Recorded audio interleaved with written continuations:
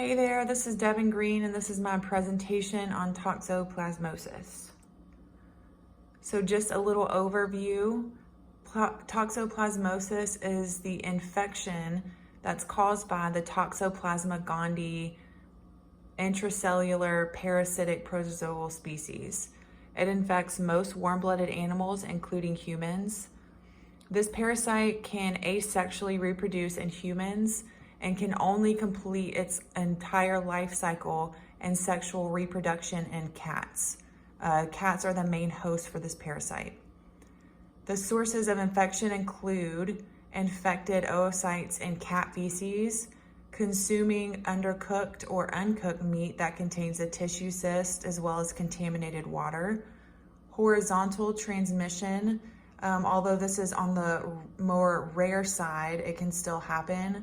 An example of this would be an organ transplant, as well as vertical transmission, and this is also known as congenital toxoplasmosis, when a mother passes on the parasite to her child in utero. So the toxoplasmosis life cycle kind of begins with that definitive host, which is the cat. So the oocytes are shed in the cat's feces, and when these oocytes are shed into the soil, they can be transmitted into humans or other hosts by consumption of contaminated soil, water, or plants. They can also be transferred from hand to mouth contact and eating undercooked or uncooked meat. These oocytes then transform into tachyzoites shortly after ingestion. Then they localize in neural and muscle tissue that then developed into cyst tissue, which is called bradyzoites. These cysts can actually remain in the human host for its entire life. So again, the three forms of the T. gondii are tachyzoites, which are the rapidly multiplying cells of the parasite. The bradyzoite or tissue cyst, these multiply slowly and are termed the resting stage of the parasite. They also have oocytes, and these are what are shed in the cat host species. So there are a couple different clinical forms of this disease. Congenital toxoplasmosis, postnatal or acquired toxoplasmosis, toxoplasmosis in immunocompromised individuals. So going back to the congenital toxoplasmosis, this is again where the mother passes on the parasites to her growing fetus. This can occur when the mother is newly infected during pregnancy and doesn't have immunity yet. So this is where being very vigilant when a mother's pregnant, when they're changing the cat's litter box or they're outside in soil that could potentially be contaminated with the oocytes. This is when you need to be mindful of hand washing, because it's crucial in that first trimester while the fetus is growing rapidly to not transfer the toxoplasmosis to the growing baby. This can cause detrimental effects such as severe encephalitis. The baby could even be stillborn. There are instances where the child is born asymptomatic but then develops symptoms later on in life. Then that brings us to postnatal or acquired toxoplasmosis. This is often asymptomatic and healthy individuals. A lot of people have toxoplasmosis and don't even know that they have it because it can lie dormant for years. And if you notice here, there's a picture of the tissue cyst, and this tissue cyst can stay with the host for its entire life without any adverse reactions or anything like that. Then you also have toxoplasmosis in immunocompromised individuals. This can be more severe for people, obviously, that don't have the robust immune system to fight off infection. It affects all tissues, but it mainly affects the brain tissue in immunocompromised people, especially those who have AIDS. This can lead to encephalitis, and these individuals have a greater risk of death with the toxoplasmosis.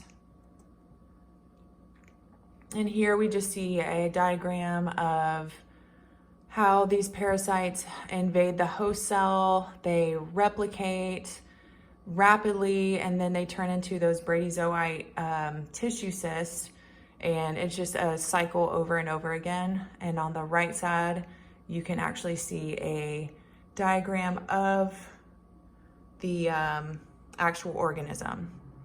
So incubation in a human host, it takes anywhere from 10 to 23 days after consuming contaminated food or water, and 5 to 20 days after exposure to infected cat feces to actually see any signs or symptoms with an acute infection. It only takes a very small amount of the sporulated oocytes to actually cause infection in the intermediate host. Epidemiology of toxoplasmosis. It is very prevalent. Again, a lot of people have been exposed and they don't even know it. So it's one of the most common parasitic infections worldwide. It's estimated that nearly a third of humanity has been exposed to this parasite, which is quite a lot of people. In places like the United States, it's estimated that 16 to 40% of the population are infected. In places like South and Central America, the infection rate drastically increases to 50 to 80%. And I think that this is obviously because the oocytes thrive in more hot human conditions. So that could explain the number of cases in places that are more hot and humid, have a whole lot more infections than places who are not hot and humid.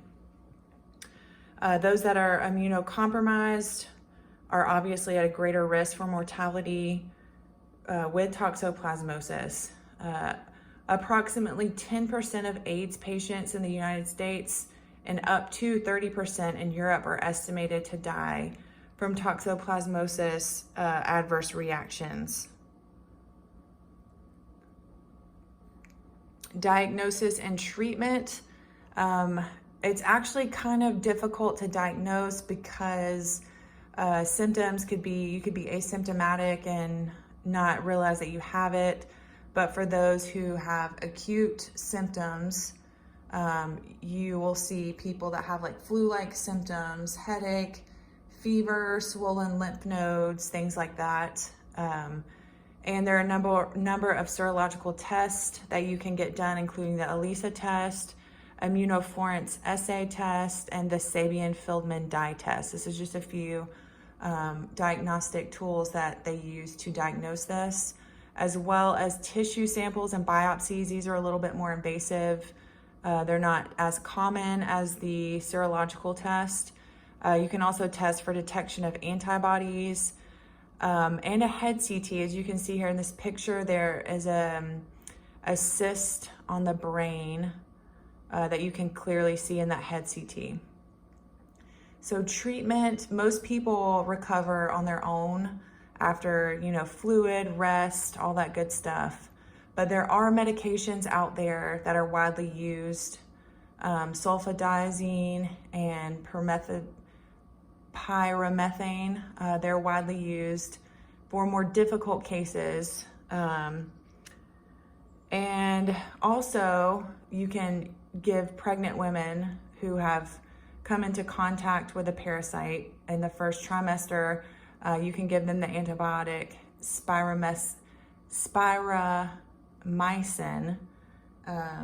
that's safe to be used during pregnancy. And that is my toxoplasmosis review. Thank you for watching.